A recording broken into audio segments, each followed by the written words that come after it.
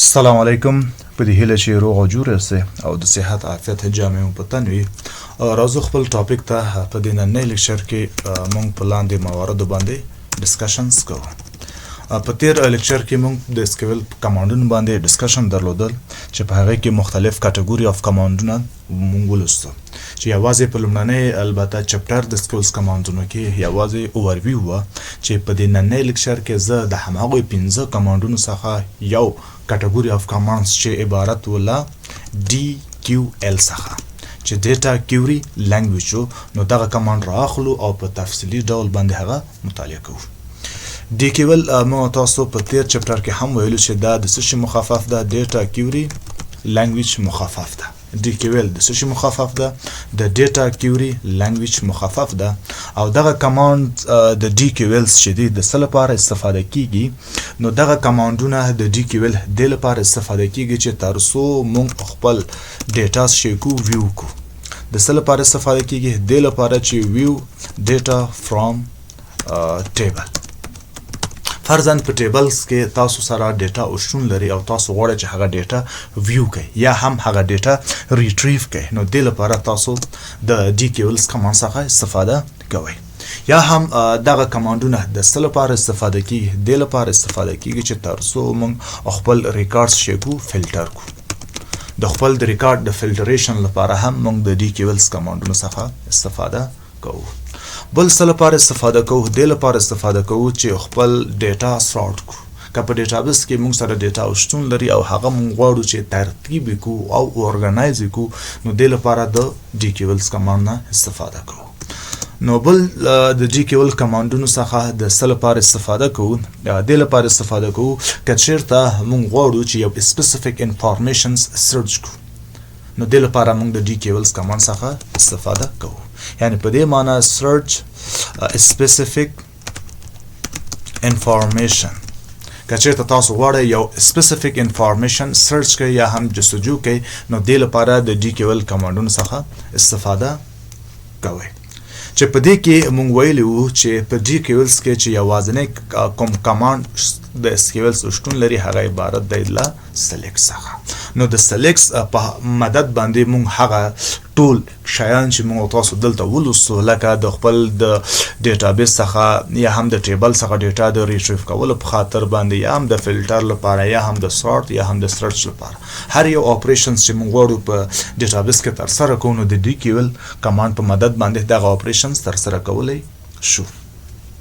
نو فرضاً لکه زه فار اگزامپل موږ تاسو غواړو چې څه وکړو په ډیټابیس کې که موږ سره ټیبل شتون لري د هماغه ټیبل څخه ټول ډیټا شیکو سلیکټ کړو، یعنی په دې معنی سلیکټ آل ډیټا. نو که چیرته تاسو غواړئ چې آل ډیټا چې په ډیټابیس کې شتون لري هغه سلیکټ کړئ، نو دې لپاره د سلیکټ کمانډ څخه استفاده کوئ. نو د دې سینټکس ما سره په کوم شکل باندې ده؟ که تاسو د دې سینټکس لیکئ د هر څه نه مخکې به تاسو لیکئ شی سلیکټ، بیا پکې دلته علامه د اسټریک راځي. اسټریک معنا څه شی؟ آل. بیا تاسو دلته د SQL ځینې کلاسز یا هم ځینې کیورډونه شتون لري چې د هغوی په مدد باندې موږ ډیټا ریټریو کوو. لکه یو کیورډ د په نوم د فرام، نو تاسو به فرام لیکئ، نو ورپسې د فرام څخه د ټیبل نو صحیح شو. لکه زه دلته لیکم د ټیبل نیم او په آخر کې سیمی کالن. کله چې تاسو دغه کمانډز مو ولیکه، نو څه کار کیږي؟ ستاسو ټوله ډیټا چې په ډیټابیس کې شتون لري په سپیسیفیک ټیبلز کې ځکه څرنګه چې تاسو دلته مشخص کړی ده، نو هغه ټیبل نوم به ورته مشخص کوي او ټول ریکارډونه به تاسو ته راځي. اوس راځم پریکټیکل ته.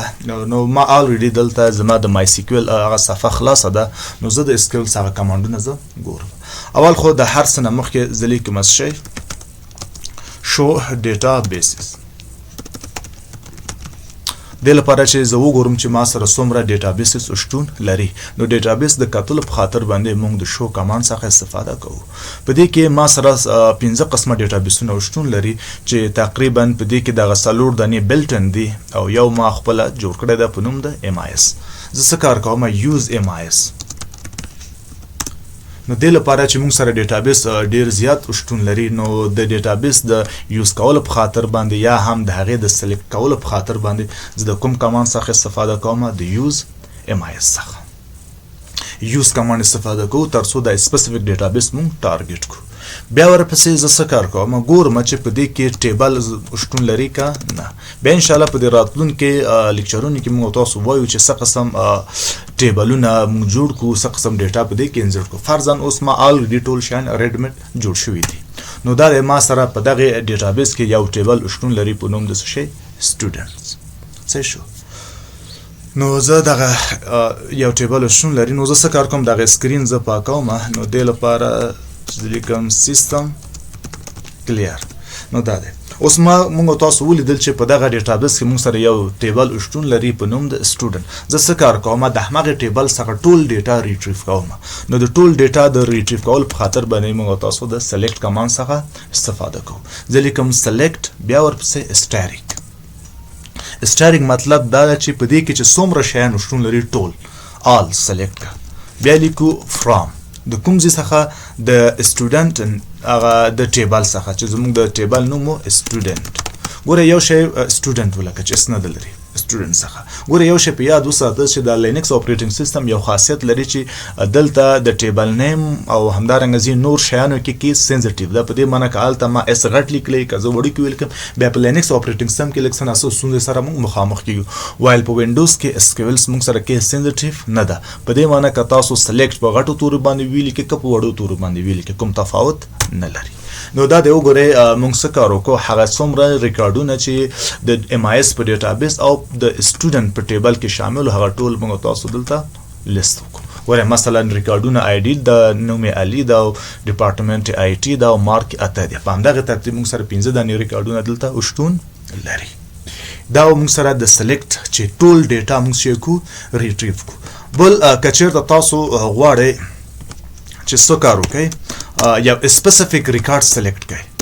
سپیسیفیک ریکارډ مطلب دا ده زما او دلته خو فعلا موږ سره ټول ریکارډ را که چېرته تاسو غواړئ چې یوازې نومونه وګورئ یا هم یوازې د هغې مارکس سلیکټ کړئ، نو دې لپاره تاسو څه شی کوئ د سپیسیفیک ریکارډونه تاسو سلیکټ کوئ. نو زه لیکم دویم خبره چې موږ کولی شو سلیکټ سپیسیفیک ده.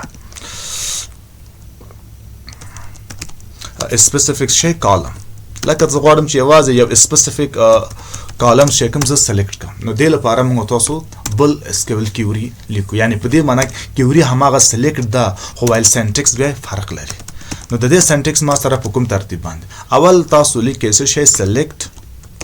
څه شو سلیکټ نه ورپسې شی تاسو هماغه کالم مشخص کوئ. د اسټاریک خو معنی آل تاسو شی کوئ هماغه کالم مشخص کوئ. فار ایگزامپل ته غواړئ چې یوازې ډپارټمنټ وګورئ، تو لیکئ چې سلیکټ ډپارټمنټ بیا ورپسې فرام د کوم ځای څخه هماغه د ټیبل نوم دغه ته ذکر کوئ.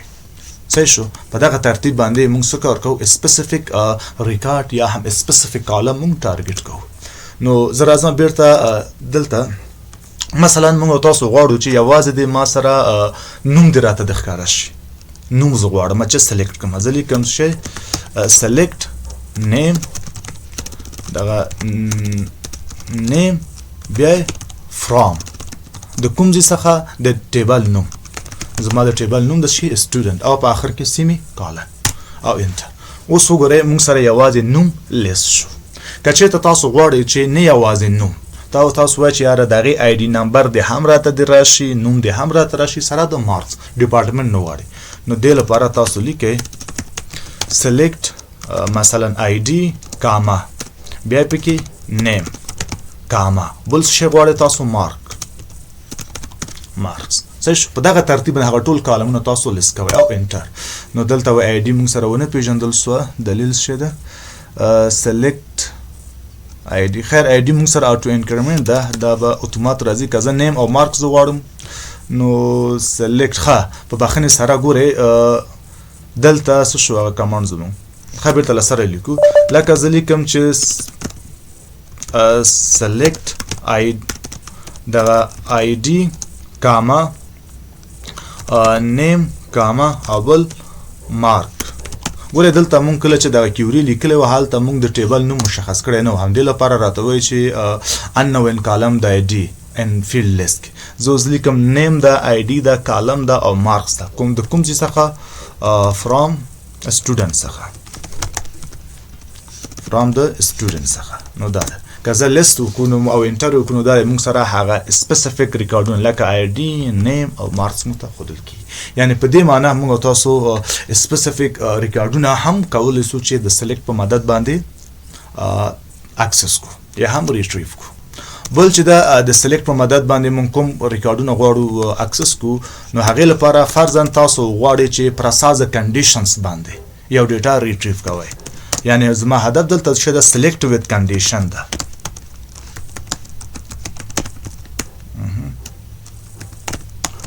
with condition مطلب شرط لکه ته وایې چې هغه زه ډیټا زه غواړم ریټریو کړم نو کوم چې زما کنډیشن فل اپ وکړي چا سره چې زما کنډیشن میچ وکړي نو د هغې لپاره هغه ډیټا دې ماته ریټریو کړه نو دې لپاره موږ بیا په سکیولز کې ځینې کیورډونه دي ځینې کلاسز دي چې هغه موږ استفاده کوو خو خیر فعلا په دې نننی لیکچر کې یوازې همدغه د سکیول کلاس څخه زه استفاده کوم نو بیا انشاءالله په راتلونکي د سکیول دویم چپټر کې موږ هغه کوم مشهور د سکیول کلاسز چې شتون لري هغه کور کوو خو فعلا زه راځم کنډیشن ته چې دا کنډیشن پر اساس باندې زه ډیټا سخصم ریټریو کړم نو د دې لپاره چې دا کوم سینټیکس شامل د هغه په تغیر ترتیب باندې اول تاسو لیکئ شی سلیکټ صحیح شو بیا ټول یعنی اسټاټیک سلیکټ آل فرام د څه څخه ټیبل نوم به تاسو ورته ذکر کوئ صحیح شو ټیبل نیم بیا پکې څه شی کوئ تاسو وروسته له هغې نه چې د ټیبل نوم تاسو ذکر وکړو بیا دلته تاسو د کنډیشن لپاره ویر ولیکئ ویر څه لپاره استفاده کیږي د شرط لپاره پر اساس د شرط زه غواړم ډیټا ریټریو کړم نو دلته په ویر کې تاسو هماغه خپل شرط مشخص کوئ فار ایگزامپل زه وایم چې ما سره هغه ډیټا د ریټریو کړي د چا چې نوم فار ایگزامپل علي ده زه وایم چې کوم یو ډیټا هغه ډیټا چې مثلا نوم د مساوي شي له چی سره د علي سره